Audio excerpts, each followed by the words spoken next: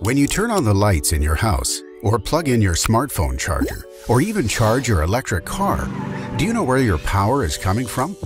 Electricity is something we don't think about very often until we don't have it, or the cost of it goes way up. In the United States, there are a number of different sources of energy.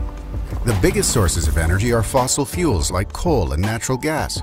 Together, they account for 2/3 of the electricity we use.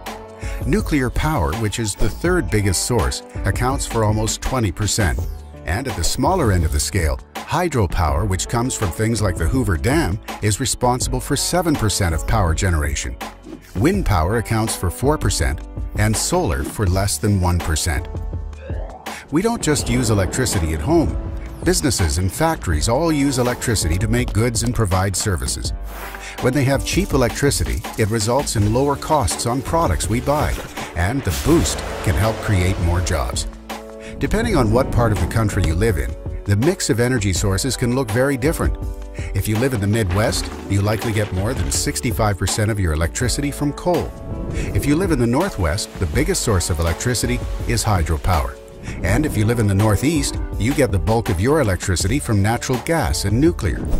So when you hear that people want to raise the cost of using fossil fuels to make electricity and force people to switch to even more expensive options like wind and solar, realize that it will have a very real effect on your pocketbook and the economy.